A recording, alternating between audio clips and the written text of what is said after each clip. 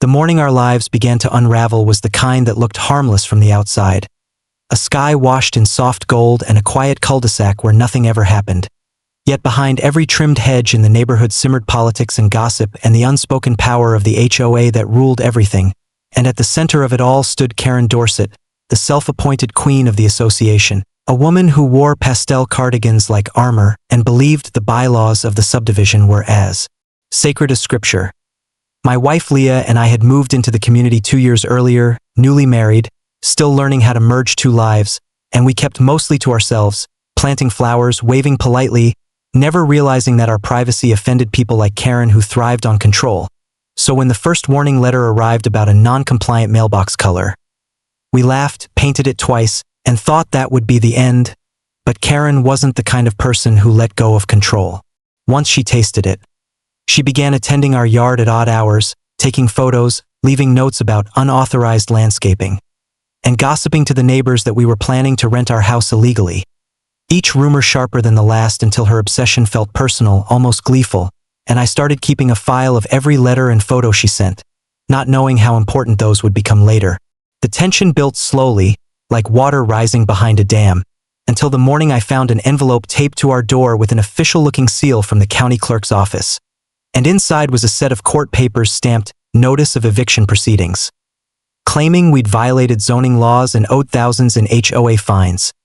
The seal looked real, the signatures neat, the wording intimidating, and Leah's hands trembled as she read them aloud, her voice cracking on every legal phrase that threatened to take our home away. I remember the chill that moved through me. Not just fear, but confusion, because we had paid everything, followed every rule, and yet here was proof on paper that the system itself was against us. We called the number listed on the form, only to reach a disconnected line.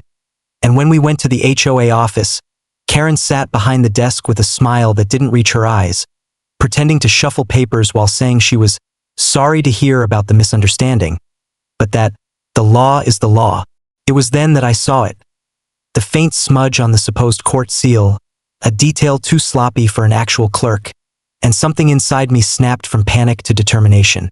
I took the papers to a real attorney, who within minutes told us they were fakes.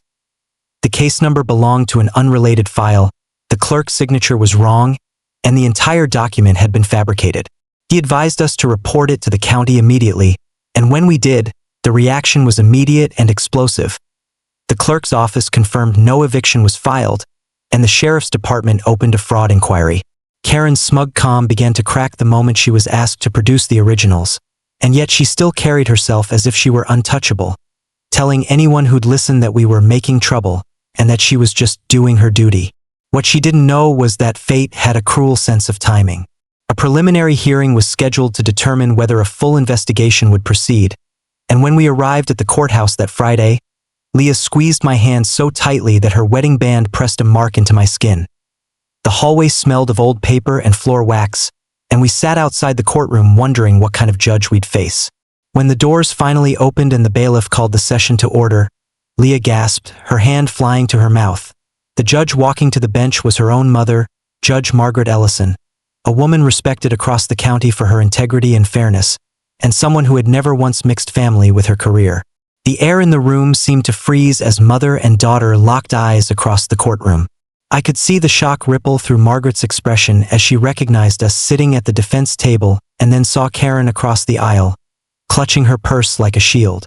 There was a pause, a heartbeat of silence, before the judge straightened her shoulders and spoke in the same calm tone she used for every case. "This court will proceed according to law." That single line told everyone she would not play favorites. And yet under the surface I could feel her disappointment, her heartbreak at realizing her daughter had been dragged into something ugly.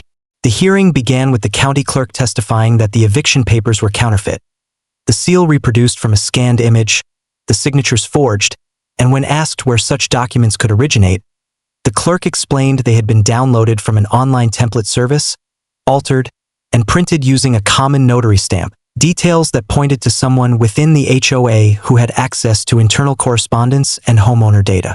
Karen sat rigid, her eyes darting nervously as the prosecutor laid out the evidence.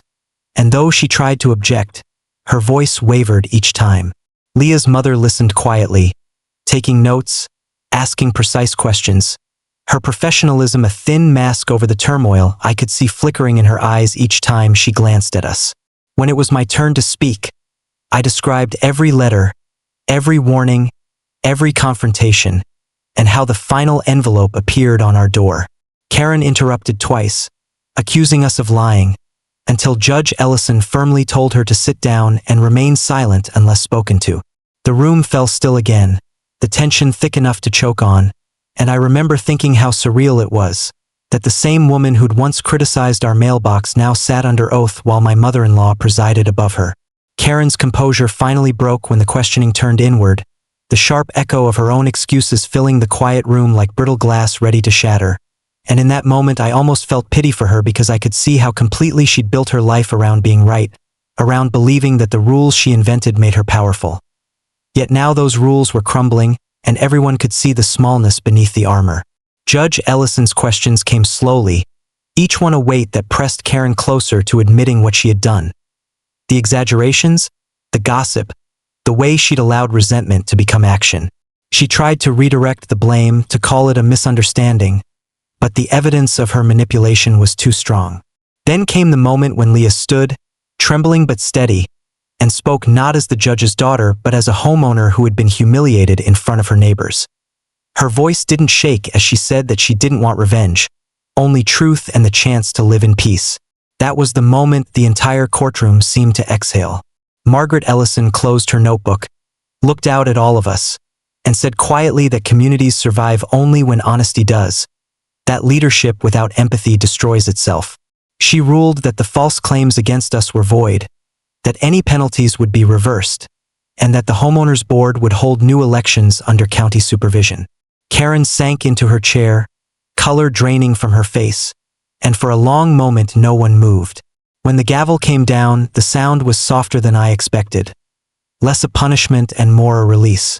Outside the courthouse, the autumn light had turned the city gold, and Leah's mother joined us on the steps, the robe gone now, her eyes tired but proud. She apologized that we'd had to endure something so painful, but she also said something that stuck with me.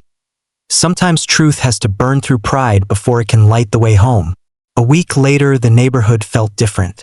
The gossip stopped. People waved again. The new HOA board sent an official apology, and Karen quietly moved away. We heard she'd found another job in a nearby town, trying to start over. I thought I would feel vindicated, but what I felt instead was relief. The slow, clean kind that comes when fear leaves the body after living there too long. One evening, sitting on the porch with Leah, the sun dipping low behind the maples, I told her I finally understood what her mother had meant. That justice isn't only about who's right or wrong, but about how truth restores balance. She leaned her head on my shoulder, laughing softly through tears, and said maybe, just maybe, even Karen would learn something from this. I hoped so. The neighborhood children's laughter drifted down the street, mingling with the sound of leaves moving in the wind, and for the first time in months I didn't feel watched or judged or cornered. I felt home.